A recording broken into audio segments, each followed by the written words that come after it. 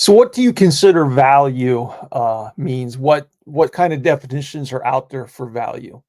I can tell you here really quick. Value, the regard that something is held to deserve, the importance, worth, or usefulness of something.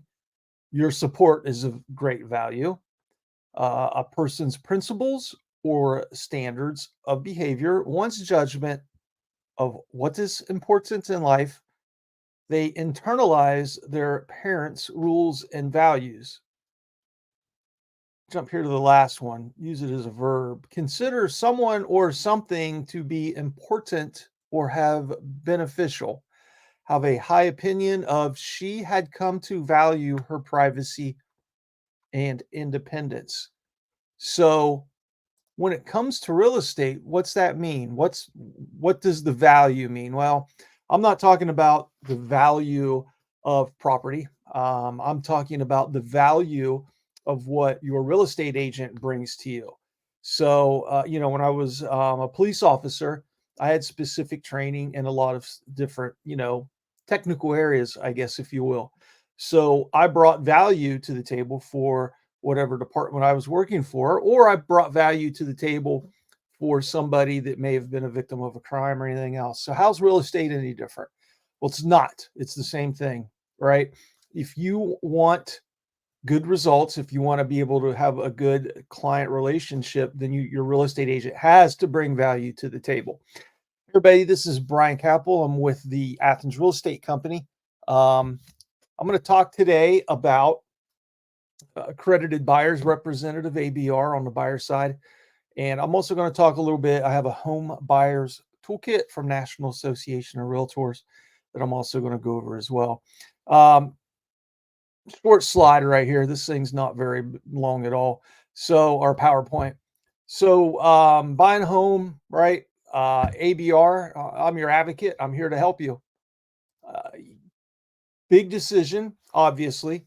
There's a lot to learn. Most people throughout their lifetime only maybe buy 3 homes. There might be a little bit of time and distance, date-wise between each purchase. Things change. Maybe people just sort of forget the process, whatever so there's a lot to learn. So this is where I can bring some value to the table to you as a buyer's agent.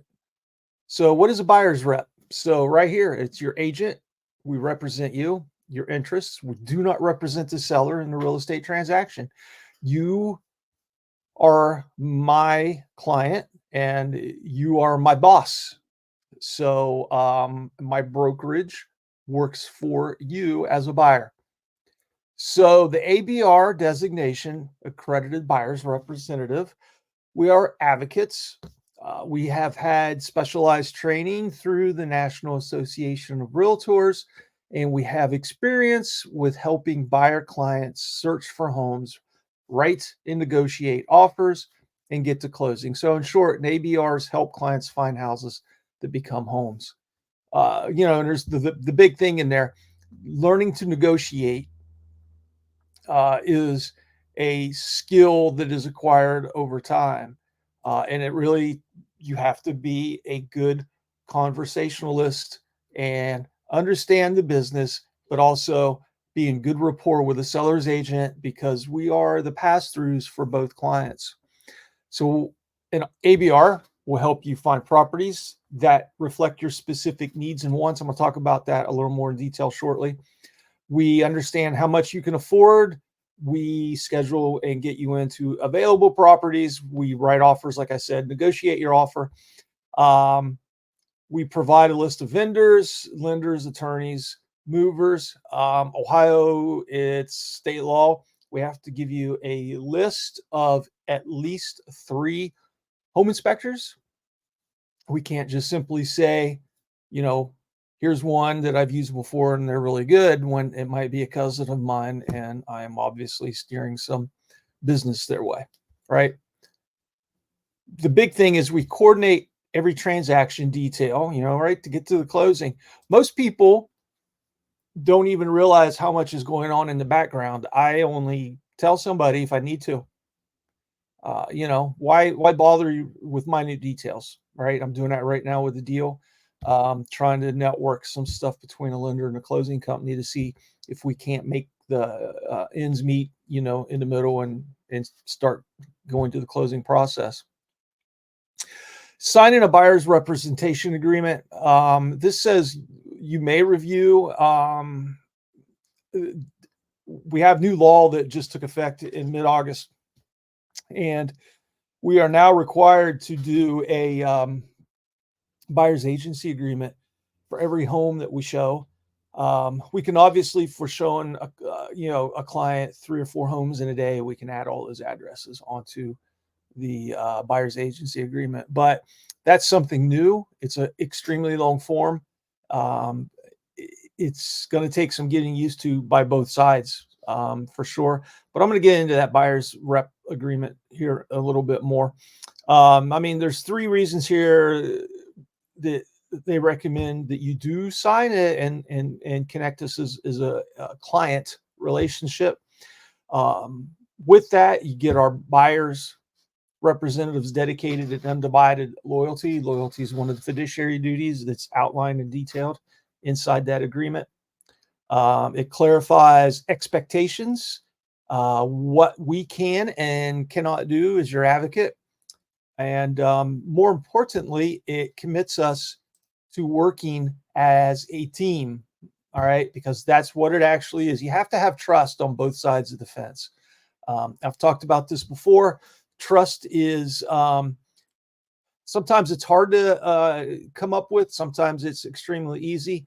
In my case, I feel like within 10 to 15 minutes of talking to somebody, I'm a big nonverbal clue kind of person. Verbal too, clues, but usually I can tell in the first 10 or 15 minutes if the everybody's compatible with a good tight client relationship.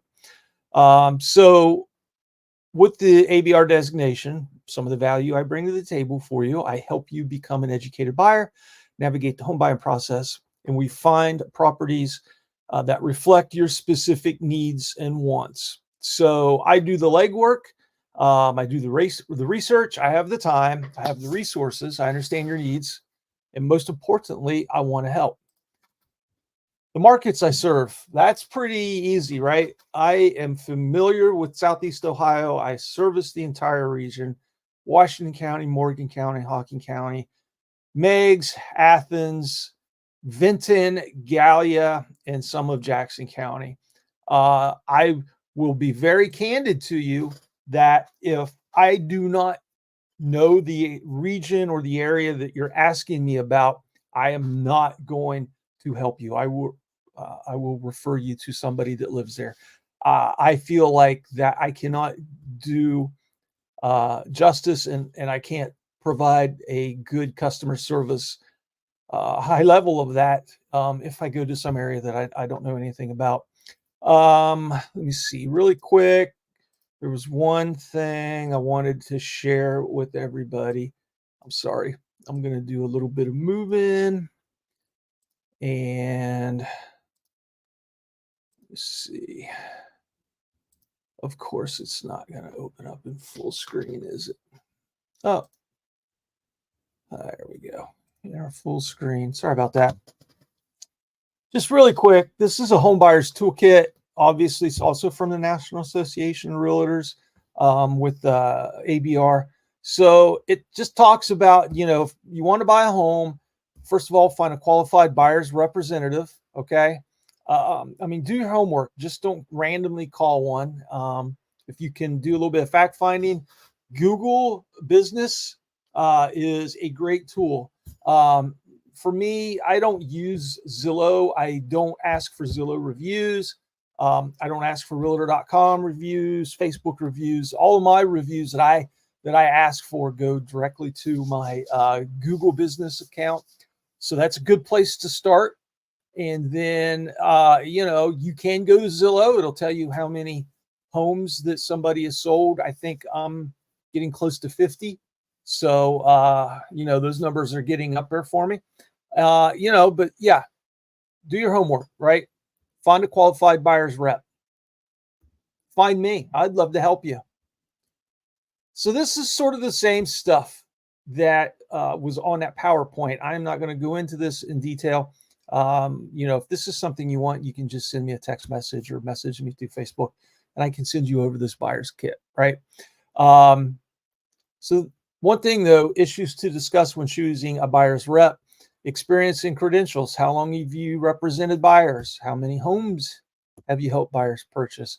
References, knowledge, representation. If I hire you, what duties will be owed to me? Services provided. How will you assist me?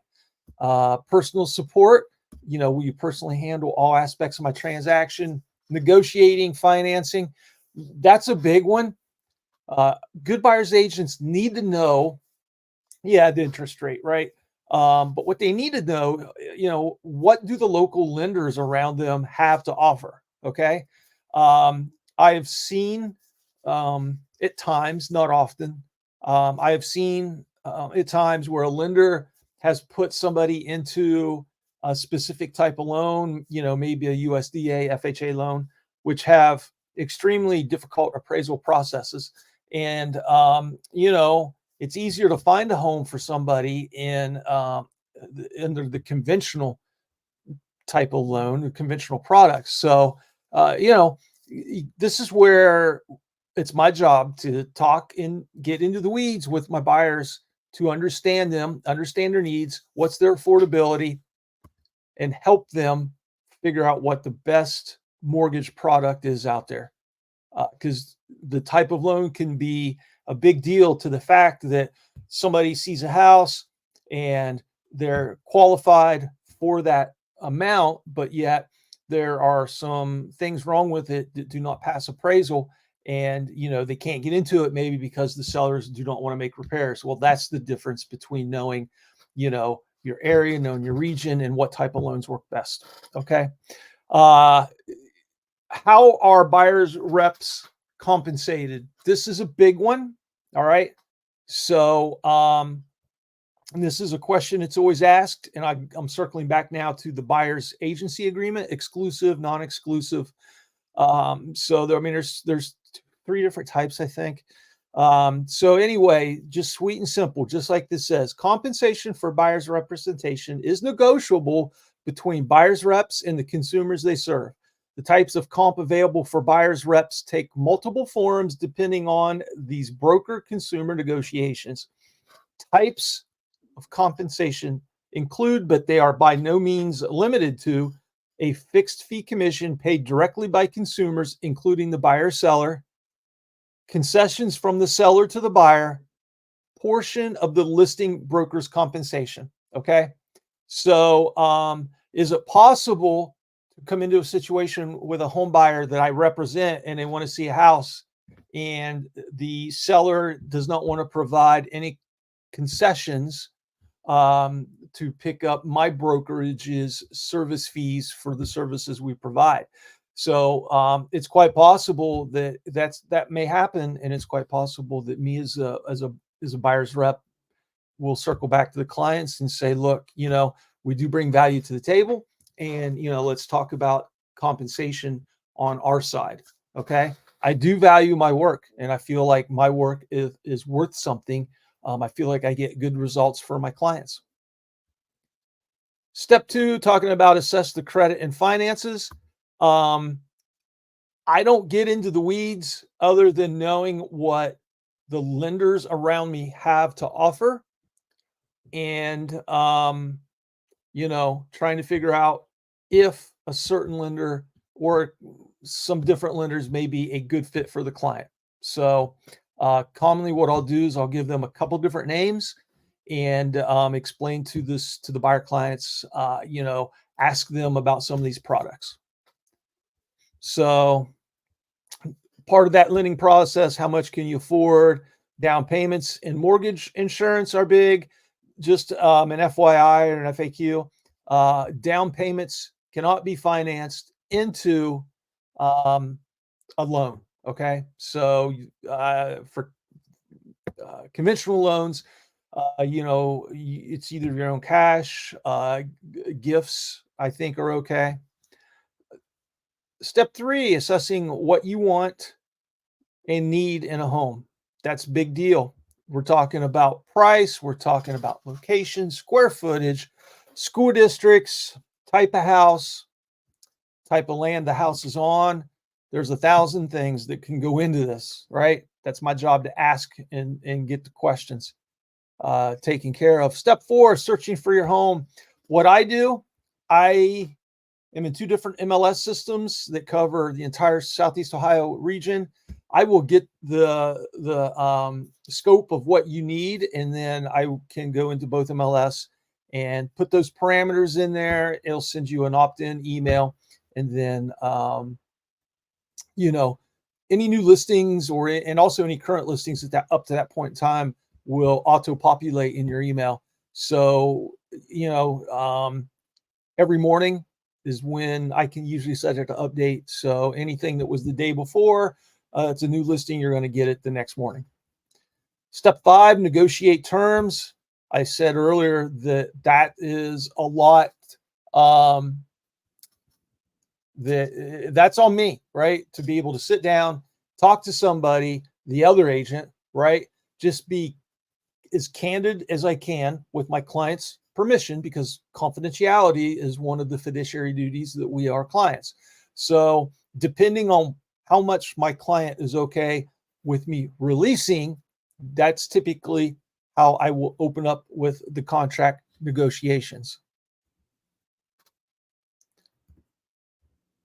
Contingencies, home inspection, and appraisal contingencies are typically the big ones. If you own a home right now and are wanting to sell and look for another home, there are also home sale contingencies out there too. Sometimes those are a little bit rougher to get somebody to accept, but it's still doable, right? There's just some things that you need to check off on the box with the seller's agent. I'm not going to get into these other things. Like I said, if you want this information, just let me know and I can get you this. But talking about earnest money, seller disclosures, multiple offers. That's all my job, to get into the rabbit hole and figure out what's going on. Steps, obviously we have the seller's response to an offer. It's accepted, rejected, or countered. Withdrawing an offer. Typically, if you submit an offer, it's out there and there has been no text messages or anything back that says that offer has been accepted, you are able typically to withdraw that offer. I've had some clients do that before. And then I'm getting on there, getting a quick text message out to get that into a written type, format, written document, whatever you want to call it. So, step 6, obtaining a mortgage. I helped a buyer over the weekend, and I just sent the accepted offer to her lender yesterday. Here's some additional information for special situations.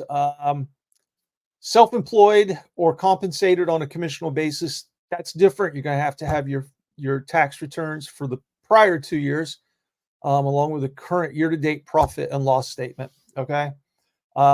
Separated or divorced, you need to have a copy of the decree and the separation agreement. I've had one instance where I had a client going through a divorce that bought a house before the decree was done. So we had to make arrangements to get the future ex-husband to come in and release dower. That's a unique situation. We thought ahead. We were strategic. We knew what was going to happen. So we didn't have any problems there. Social Security, pension, disability, you have to have that documentation. Bankruptcy, foreclosure, or judgments in the past 7 years. And also, if you're doing a VA loan, you have to have your DD 214. Closing day, the home inspection happens well before closing day. This home inspection should be back with the contingencies. This is never that far ahead in the process, or this far back in the process. So closing day, we always recommend you request an attorney review all your paperwork on the day that we close, the title company.